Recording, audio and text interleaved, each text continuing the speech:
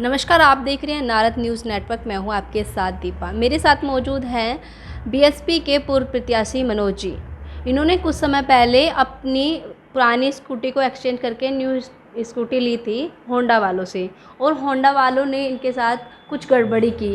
बिना इनकी परमिशन के इलीगल तरीके से स्कूटी को अदर कस्टमर को दे दिया। और पूरा मामला क्या है, इन्हीं से जानेंगे। सर, क्या हुआ था, पूरा मामला क्या है? जी नमस्कार जी। मैं नारद न्यूज़ के माध्यम से बताना चाहूँगा कि मेरे पास एक 2016 स्कूटी थी, जिसका हीरो की थी वो ड्यूट। तो 2016 में मैंने वो परचेज़ की थी, और 2 साल यूज करने के बाद में मैंने नई स्कूटी लेने का मन बनाया हीरो का। तो मैं एक्टिवा स्कूटी सुबह में होंडा के पास गया, और जो मेरे पास 2016 मॉडल स्कूटी थी वो मैंने वहाँ से एक्सचेंज करके न्यू स्कूटी परचेज़ कर ली। और परचेज़ करके मैं घर आ गया। उसकी जो डाउन पेमेंट थी, उन्होंने वो जो मैंने नई स्कूटी ली थी उसमें उन्होंने डाउन पेमेंट एडजस्ट कर दी। और आज मैं तो नई स्कूटी लेके आ गया, तो उसके बाद मुझे नहीं पता उन्होंने वो स्कूटी कहाँ दी, किसे सेल आउट करी। लेकिन आज 2 साल बाद मेरे पास थाने से फ़ोन आता है, अमन बिहार थाने से।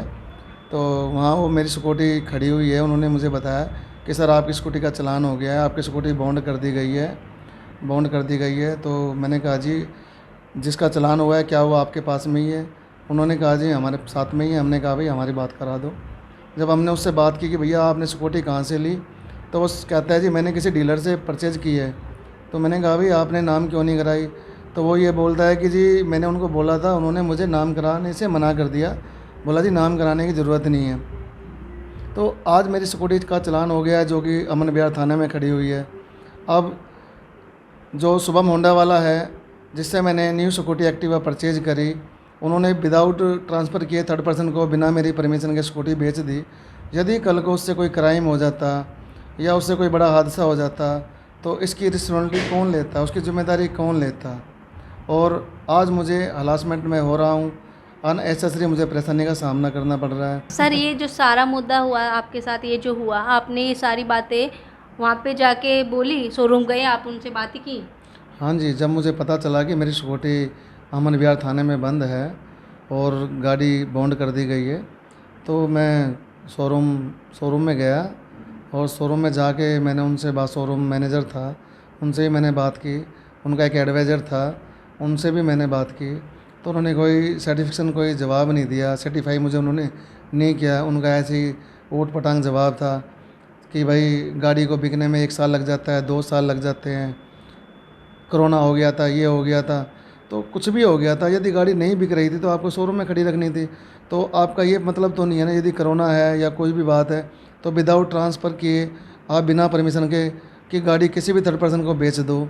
यदि गाड़ी से कोई अननेसेसरी कोई भी दुर्घटना घटती है, एक्सीडेंट होता है, कोई भी क्राइम हो जाता है, तो शोरूम वाले तो उसके लिए मुझे ज़िम्मेदारी ठहराएंगे ना, उसमें तो कमियां मेरे अंदर ही निकाल देंगे। और जब मेरी बातें वहाँ पे हुई, तो 1-2 क्लाइंट और भी वहाँ पे बैठे हुए थे, उन्होंने भी मेरी बात सुनी और मेरे पास आके कहने लगे, सर 1.5 साल 2 साल हो गए, हमने भी अपनी बाइक यहाँ पे दी हुई है, लेकिन उन्होंने आज तक नाम नहीं कराई। तब मुझे और बुरा लगा। फिर मैं शोरूम से आ गया। फिर मुझे लगा कि अब मुझे उचित कार्रवाई करनी चाहिए।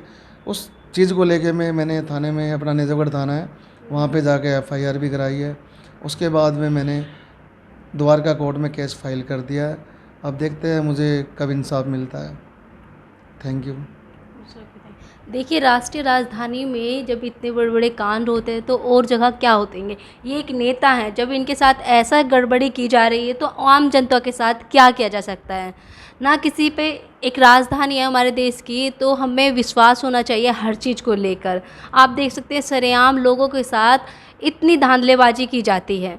देश की तमाम खबरों के लिए देखते रहिए नारद न्यूज़ नेटवर्क। मैं हूँ आपके साथ दीपा।